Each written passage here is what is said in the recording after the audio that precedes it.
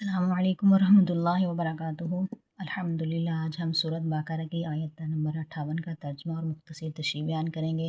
وَإِذْ قُلْنَا ادْخُلُوا هَٰذِهِ الْقَرْيَةَ، اور ہم نے کہا تم داخل ہو جاؤ اس بستی میں، فَكُلُوا، تم کھاؤ، مِنْهَا حَيْثُ شِئْتُم، جہاں سے تم چاہو، رغداً با فراغت، وَادْخُلُوا الْبَابَ، اور داخل ہو جاؤ دروازے سے، سجداً سجدہ کرتے ہوئے، وَقُولُوا، اور کہو، حِطَّةٌ نَغْفِرْ لَكُمْ، ہماری توبہ، نَغْفِرْ لَكُمْ خَطَايَاكُمْ، ہم معاف کر دیں گے تمہارے گناہوں کو، وَسَنَزِيدُ الْمُحْسِنِينَ، عن قریب ہے کہ ہم زیادہ دیں نیکی کرنے والوں کو۔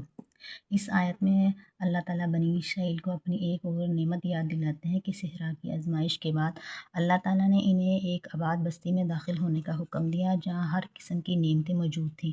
فرمایا جہاں سے چاہو خوشی اور پرورانے کے ساتھ کھاؤ۔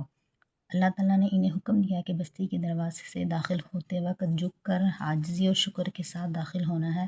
اس سے یہ بھی معلوم ہوتا ہے کہ اللہ تعالیٰ کی نعمت ملنے پر تکبر نہیں بلکہ عاجزی اختیار کرنی چاہیے۔ حِطَّةٌ، یہ لفظ اس کا مطلب ہے کہ اللہ ہمارے گناہوں کو معاف فرما، ہمارا بوجھ اتار دے۔ اللہ تعالیٰ چاہتے تھے کہ وہ اپنی غلطیوں کا اعتراف کریں اور توبہ کریں، اس کی رحمت کے طلبگار بنیں۔